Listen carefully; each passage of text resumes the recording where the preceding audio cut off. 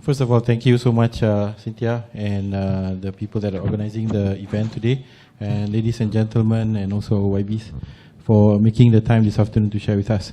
I will take about 20 minutes of your time and run through the survey results. I think first of all, to begin, this is, I would say, an opinion poll. It is not an academic study that goes in depth into discovering the issues of good governance in Sarawak. Second, on the topic of good governance, while we put the topic of good governance as the title of the study, of the survey, we have to be mindful that when we interview members of the public about the subject of good governance in itself covers a wide range of topics that goes from, the efficiency of government services, the adherence to procedures and policies, and so on and so forth. But for members of the public, it tends to be that the studies or the surveys typically cover their perceptions of corruption and also their expectations on whether those issues can be overcome by those people in charge. So that is more or less the overall scope of the survey. It is not a large pool of respondents. Ideally, we would want to have a larger set of respondents in the survey, but we are NGOs, we are non-profit organizations, so there are constraints, and with C4 as well as Merdeka, so it is a very constrained sample of about 600 people, which gives us a margin of error of about 4%. So it is, I would say, relatively low for a whole state, but at the same time, we are confident of its representativeness, at least as about 4 to 5% margin of error. So when we look at this figure, I would say, let's not try to dwell on the specific sub-samples. When I mean sub-samples, that the details of how Bumiputras are thinking about this, or how the urban people or rural people, but let's look at the totality of the respondents. That is, I would say, the most reliable figure. The others that we put in there are for information, so that you have depth when you cover the stories and if you want to understand, but it is merely an indication of where the sentiments lie. The level of reliability at the subsample. When I say subsample, is if we break it down to ethnic groups, we break it down to age groups and so on, the accuracy is a lot less than it is for the overall sample. Okay, let us begin. That is the respondent profile. So we have tried our best to try and match the electorate profile of Sarawak. And this is being 21 years old and above. We selected our respondents from all parliamentary districts, and because the sample is only about 600 people, we couldn't go into detail for don't seats, although we could, the state constituencies of their 71 constituencies. So that would mean we'll be interviewing 8 people. So it doesn't make sense. So we interviewed people at the parliamentary level, but we did make sure that we covered people from every parliamentary district, and therefore we do have a fairly representative mix between urban and rural. So although the number of respondents is just 600, it took us about 2 weeks to carry out the survey, also by telephone because of cost reasons. But it took a long time to implement this because we wanted to make sure that we fit the profile of the electorate in the state. So that is the caveat. Those are the limitations of the survey, which I want to underline up front before we look into the results. Okay, so let's look into the context. Typically, when we carry out surveys, regardless of what topic it is, whether environment or social issues and so on, I think we need to look at the context. Next slide. Yeah. So, and we know that we have Dr. Faisal here. He is a political scientist and eminent scholar that looks into Sarawak and Sabah in great depth. And I think we are fortunate to have his insights about the socio-political elements, but we also have a little bit in terms of how people feel about the direction of the state. And this gives us a view of the mood of the people in Sarawak. At present, the mood of the public or the electorate in Sarawak is split. About half are feeling that things are moving in the right direction, and the other half is feeling that things are off on the wrong direction. And most of the concern stems from concerns over the economy. We have the GST take place on 1st of April. This survey was carried out at the end of the month of April. So it's only about 2 or 3 weeks that the GST had been implemented, and then we carried out the survey, and already the sentiments or the anxiety arising from the implementation of GST is felt amongst the population there. So it is, I would say, the big issue there. So the economy is a top concern and is broken down into details that I'll walk you through a bit later. Second is that although corruption or good governance issues do not figure amongst respondents, when we ask them what is one single most important problem faced by Sarawakians today, but when we ask them what is the one thing that you want government to take action on, it's about fighting corruption. So plurality of the people, and given a list of issues, want the government to focus on corruption. So that is, I would say, the context of where the survey is coming from. So we didn't just jump into the issue of corruption. Right, okay, next slide. So if you look at, say, okay, we're there. All right, the main issues. If you look at the main issues, these are top of mind issues. Let me stand up, I cannot see the slide. Okay. So these are the main issues when we ask respondents about what is the most important issue affecting, that needs solving in Sarawak today. So you can see across the board, the different segments of respondents, even if we cut it across age groups, urban, rural, it's essentially economic related issues, it's physical development, cost of living, and so on. So no one really talks about administrative issues, political issues, and all that. So for many of our friends and colleagues in the civil society organizations up there who are working on many issues, particularly relating to land rights, you can see that on the top of mind, the land rights issue do not really figure, very prominently. It doesn't figure at all amongst most of the people. But when we ask people on the list of issues, so we provide them a list of, next slide. We provide them this list, and we ask them to choose two of the most important issues that are critical to them. Then you can see that this is how people view it. The dotted line indicates the combined numbers. So first choice, second choice, the top two issues is fighting corruption, 39%, creating jobs, 26%, improve public infrastructure, in rural areas, 25%, fighting corruption. So only maybe number 5 down the line is protect the native customary rights land issues, which is also not the first choice. Only 4% mention it as the main issue, 14% mention it as their second issue. The two numbers don't add up because there's rounding issues. So 4 plus 14 equals 19. Right, so providing welfare assistance and so on. So you can see that along those lines, a lot of the issues that are expressed by respondents relate to economic issues, access to infrastructure, as well as basically government assistance, welfare and so on. Right. We did ask people about the expectations because we anticipated that the GST is going to be a factor, and we asked them about their own financial well-being. We asked them what is the financial situation of their household, so it's personal right now compared to a year ago, and we find that only 25% are positive. We asked also their anticipation about how their economic conditions are going to be 1 year from now, and you only have 23% of the people expressing optimism. So all in all, when we look at the macro issues that's affecting most people, it's basically economics, access to public infrastructure, schools, roads, electricity, clean water, and so on. And then maybe at the end there would be further economic assistance and so on. So issues relating to rights and also maybe, how shall we say, government services that pertain more towards higher level needs, civil liberties and so on, are much, much lower down the scale in terms of what the public desires. So it's pretty fundamental needs that are of concern. And so essentially, if we move into this election, we are going to see further continued development politics, becoming the staple of the campaign into 2016 state elections. Right, so next. I know somehow the figure has somewhat leaked out to Borneo Post, but we are glad to know that it's not accurate. Okay, so yeah, despite the concern over the economy, we find that the public is very satisfied with the performance of the state government. We have 68% of the overall respondents, expressing satisfaction with the performance. So this is very positive for Sarawak. And the Chief Minister, at least for our respondents here, across the state, expressed an approval rating of 74%. This is very, very good. It is quite good. So it's very strong, and we noted that these sentiments, they cut across the different demographics, young people, older people, rural, urban, and more critically, the different ethnic groups as well.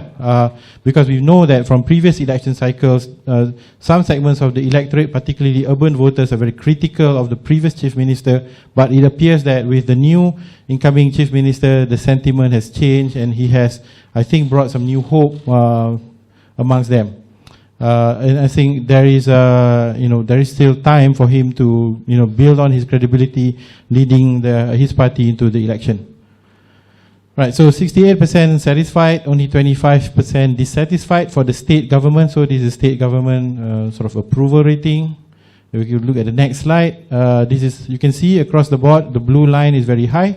Younger people, older people, urban, rural, so all generally very high. Even amongst, business people, self-employed people who are typically more critical of government tends to also report very positive satisfaction figures. Even Chinese respondents, although the number of Chinese respondents is actually quite small and typically has been very critical, also the number is 61%. I think there's a marked improvement compared to the poll we did 2012, 2013, we did something there. So significant difference. Right. Next slide, Chief Minister. Yes, Chief Minister Adenan Satem has a very strong approval rating, 19% strongly satisfied with what he's doing, 55% somewhat satisfied. So these are people that are more positive than negative on the balance, so 74% overall, only 13% dissatisfied at present. So I think this, compared with the state figures, spells some challenges for the opposition in Sarawak leading into the next election, partly because you have a new person, you have, I would say, a new agenda, and limited time to cobble together a strong opposition. So if you look at the demographics here, you can see all the blue lines are similar to the state approval before, so all generally very high. Even among Chinese voters, which were very critical of the previous Chief Minister, figures 67 and not 60%, Borneo Post. So 67%. Right. So generally very good. And the reasons why they are satisfied. All in all, people perceive that the new Chief Minister will bring forward a much better, improved administration, will take care of the people's welfare, has positive qualities, positive qualities that may meet their expectations. And we're going to talk a little bit more in terms of what these figures mean. And I would say there is a clear dichotomy between him and in previous instances in the state. And what's I think really negative is only 13% that are not happy. So some of them feel that he won't bring change as negative. They're not seeing a lot of development, and they also blame the economic conditions on the administration as well. So, but the numbers are relatively small. So on public perspectives on good governance, so the one before this is some kind of context, right? On public perspectives on governance, this is where we move into the topic of corruption and talk about the incidences, first what they believe in, what they know about corruption, what they have experienced, and their expectations of where it will go. First and foremost, I think we have a large number of respondents. I think something like close to 40% of respondents, could not actually explain to our interviewers or describe what actually corruption means. So a lot of people say, oh, it's a bad thing. You will see the responses. It's a bad thing, it's a wrong thing, but most people don't go into much detail. So a lot of people are not really well informed enough to distinguish between the different forms of graft and so on. Second is that the majority of the people believe that the level of corruption problems in the state is serious. But at the same time, you can sort of see that with the new administration, new Chief Minister at least, there is new hope or optimism that this problem is not increasing at a high rate. So only 19% believe that corruption has increased compared to a year ago. We have to be mindful that the Chief Minister came into office about more than a year ago, I think end of February last year. So this survey is conducted about 14 months after he took office. So compared to when he last took office, only a small number, about only 1 in 5 believe that he has gotten worse. And I think more critically, going into the election is the perception that by the majority of the respondents that they are confident that the Chief Minister is committed to fighting corruption and that has the political will to match his intentions. So you have high expectations on the part of the public to address this problem going into the elections next year. So these are, essentially a very high expectation. It could be a tall order as well. So going back to the first point, understanding corruption.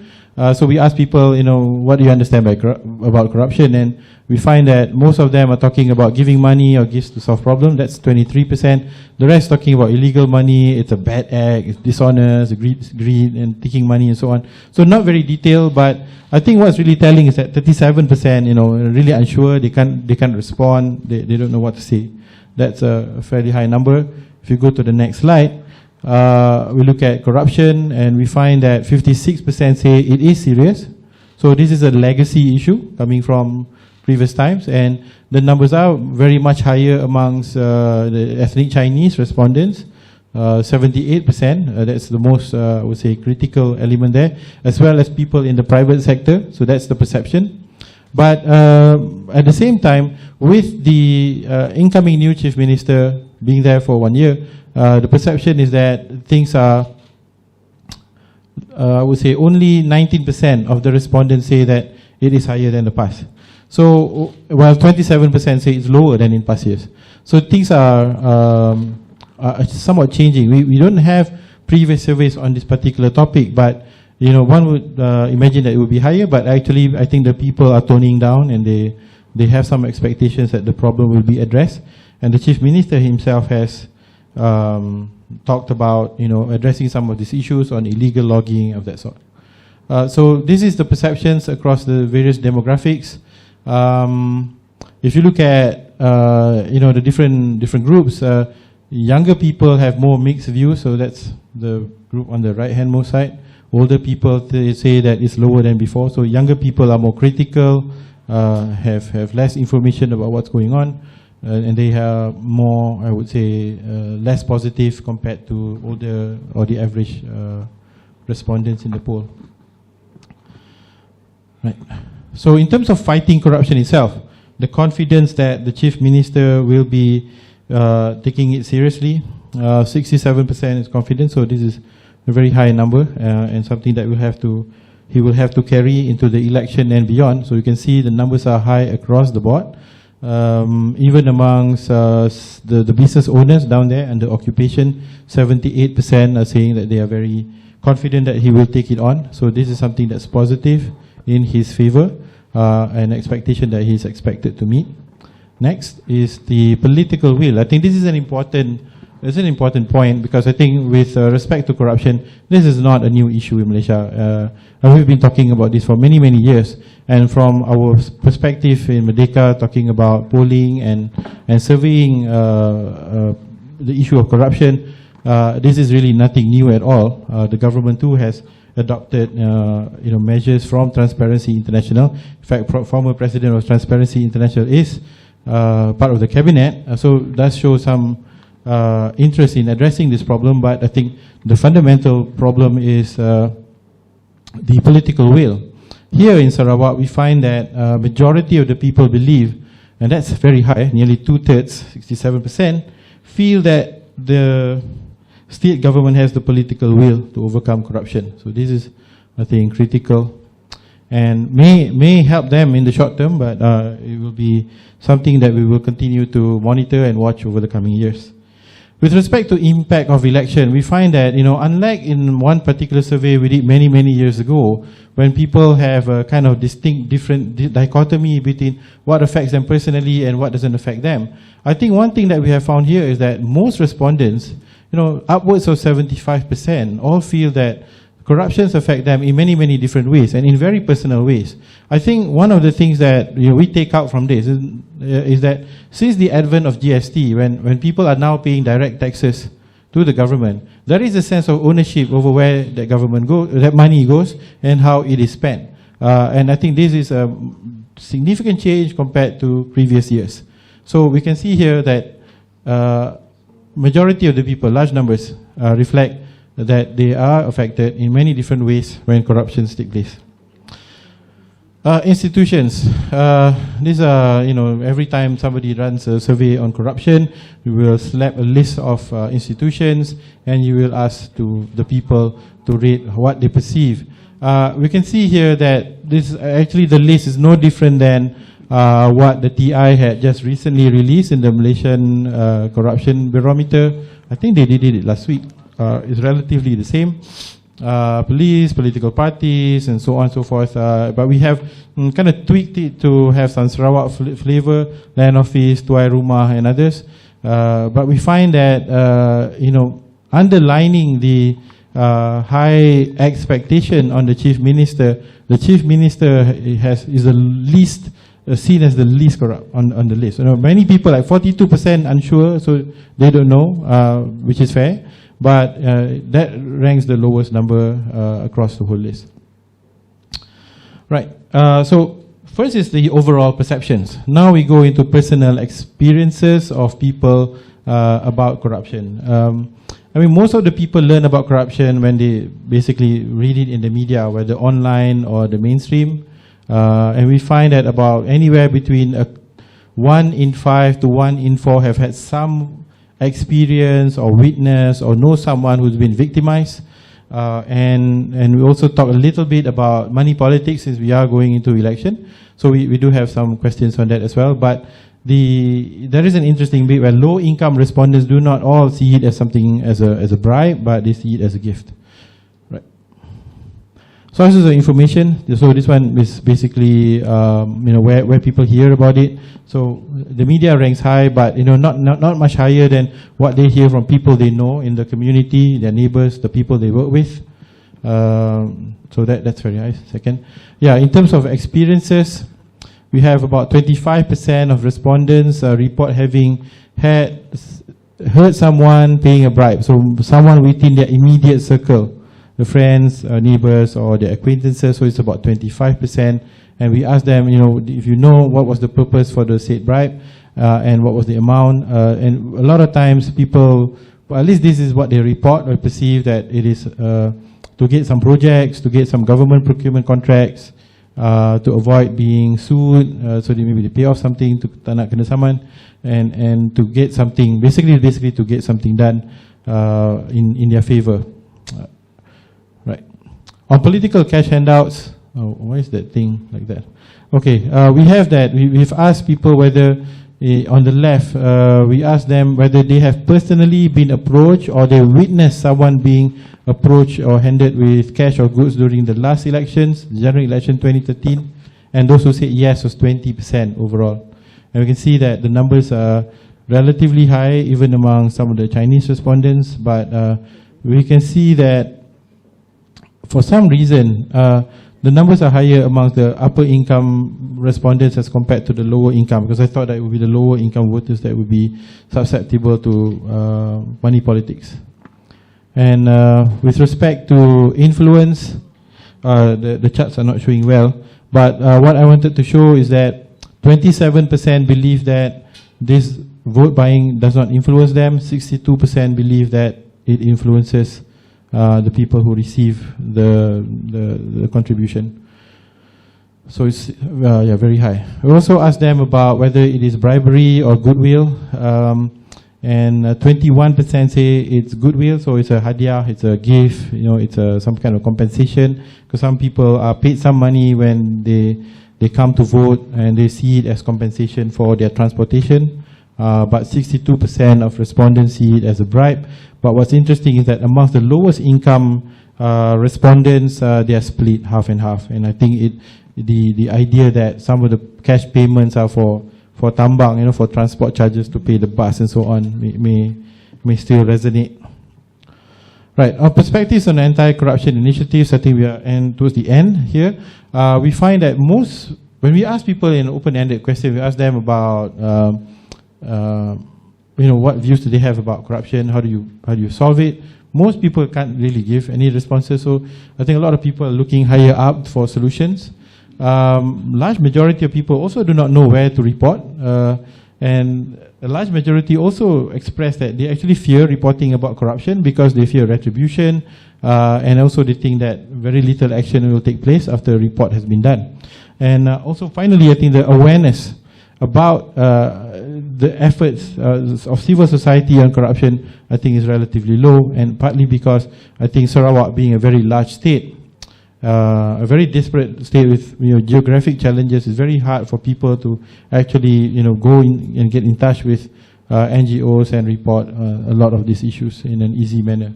But yet at the end, when we ask people whether they feel that it can be reduced, a vast majority express confidence. So you can sort of sense that everybody's looking up, looking at government to solve this problem. They themselves, here you can see, if you look at those people answering none, they're answering not sure, don't know, don't want to give responses, that's the vast majority of people. That's more than 70%. Those who feel that they have some ideas, don't just accept or don't give bribes, so they give just very what is expected on fighting corruption. What is this? How come it's all like that? I'm so sorry, we are going to give you handouts after this. What this actually says is, do you know which institutions to contact in order to report a corrupt act by a public official? And those that say yes is 35%, and those that say no is 62%. And then we ask them which organizations or which institutions would you contact for those people who say they know where to contact. So 77 say they'll go to MACC, and the rest are the police and even political parties, 1%. Right. We ask people, why they think that many people are not reporting about corruption. I think what's really normal is that they don't really have evidence to provide proof. We've seen this, I think, in previous studies as well. Lack of clarity about how reporting works and what they need to document and so on. And then the perception that there is very little protection for whistleblowers. And then we have other comments, other statements down there which majority of the people express agreement. That they believe that no action will be taken if corruption is reported, 61%. Those who report will be subject to retaliation, 59%, very large numbers. So we have very large numbers that are expressing some level of fear or lack of confidence in that the case is going to be handled well. So there we have that perception or that view, as well as this lack of, I would say, training or detailed knowledge on how to go about addressing the problem. I think the last slide here talks about the awareness. Next slide. Can corruption, sorry, go back to one before. This is also another bad one. We ask people where, it doesn't show up very well. Let me read to you. To what extent do you think corruption can be reduced in Sarawak? Those who say it can be reduced, in the positive can, is 68%, the figure on the right. And then those who say it cannot be reduced is 18%. I think a lot of it depends on the political will. I think if we were to conclude from this survey, we have one more slide before I can conclude. Okay, number one, we ask people, are you aware of anti-corruption measures? So most people are not aware. So that, I would say, denotes a low level of awareness about what's going on.